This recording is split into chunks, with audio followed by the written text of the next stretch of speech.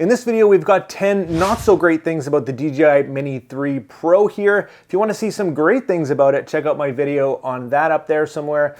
And I wanted to break it up for you just to, of course, save some time. And if you do appreciate that, and also that I bought this thing with my own money, and this is completely my own experience, well, hit that like and subscribe button. Let's dive into our number 10, and that is the price of this drone. Of course, everything across the world is going up exponentially. Inflation is crazy right now, but this is kind of a big jump over the Mini 2 and a little bit of a shock for me and some others as well. You do get a ton packed into this drone, but the price, yeah, it's not a inexpensive drone. And they did throw Pro in the name, so maybe they're targeting not so much new people anymore. Maybe that's for the Mini 2, which is still a great drone for beginners if you ask me, but they just packed a ton in here, but it'll cost you.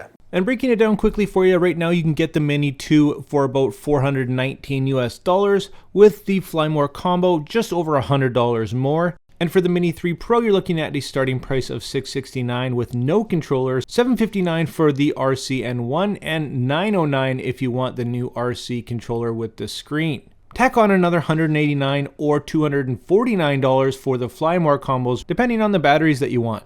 Number 9 is the battery life, and they claim battery life, and there's real world battery life, of course, and that's with pretty much everything.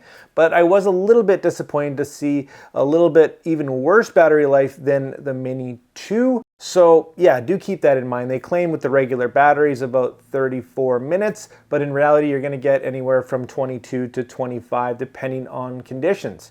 And in my experience, those conditions are pretty decent. So there is an opportunity to buy some bigger batteries at the cost of putting this thing over the 250 gram weight limit depending on where you're from.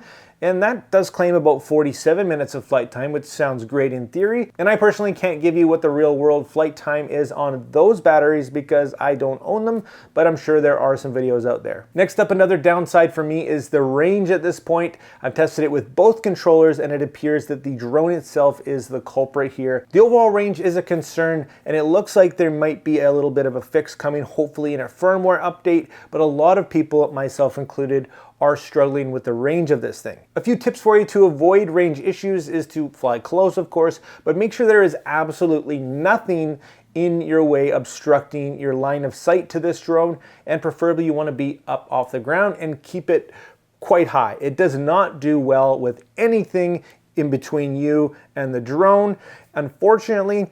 And yes, you want to keep that thing up off the ground. DJI is claiming up to 12-kilometer range with this thing, but there's just no way with all the cutouts and the disconnects that anybody would ever need or want to go that far, or could in my experience, just because of the signal connection. Fingers crossed on a firmware update, but yes, be aware of the range issues. Next up is stability in general, and unfortunately when it comes to the stability of this thing, locking onto the satellites or what have you, it doesn't seem as solid as many of the other drones that I've flown, including the Mini 2. What I mean by this is using features like hyperlapse in course lock mode, which pretty much you set a course and it flies.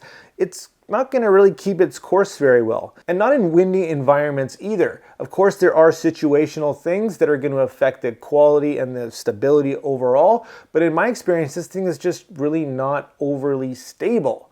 So yes, again, I hope a firmware update is coming to address some of that to make this thing a little bit more stable, but be aware of it.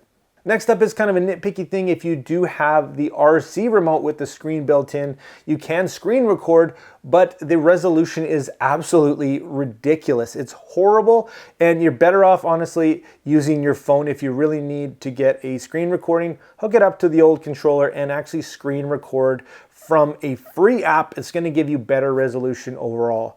Once again, I really hope a fix is coming for this because there's absolutely no reason to have such horrible resolution. And yeah, DJI, come on, do better. And with those things in mind so far, I just want to say that this drone does feel a little bit rushed out, which a lot of products do feel like that these days when it comes to especially software and yeah, kind of this kind of things as well when it comes to firmware. it does feel like it was a bit rushed out of the gate, and I really hope maybe next time and moving forward that companies like DJI can take a little bit more time to get their beta right to make sure that there's not these issues. And we paid a lot of money for this drone. Why do we also have to be the guinea pigs for it, is my question. It kind of feels a bit rushed out for me, and I want to see something when you're paying this much money, especially with the price increase, that just is a little bit more polished and finished. The next downside for me, and of course it is a cheaper drone than some, but it's the fixed aperture. And this is going to come into play especially when you're using things like ND filters, when you want the best quality out of your footage. Unfortunately, you are capped, in this case, with a fixed aperture. And rolling that into our next downside, it's also a fixed focal length. Of course, there are drones that have a variable focal length, which is really nice. You can get some really cool parallax shots and whatnot, but you are a little bit limited when it comes to the DJI Mini 3 Pro here. Of course, I understand that this is tailored toward more of the entry-level style, but for the price and what's available these days, if you ask me, these days, if a phone can have a variable focal length, then this little drone should as well. So in terms of things that are not so great about this thing, that's really the best that I could come up with. I don't even think there's 10 there, and it's really a great drone on paper. Some of the execution could be worked on a little bit, which everything has growing pains, of course, so hopefully by the time you watch this video in a few months, some of this stuff has been worked out. But for now, these are the things that I'm not so keen on when it comes to the DJI Mini 3 Pro. If you want to pick it up regardless, guys, I will drop affiliate links down in the description. Thanks so much for watching the video. If you did enjoy it, make sure you hit that like and subscribe button. Join the community, and like always, make mistakes, be yourself, and get out there and take some more pictures. See you next time.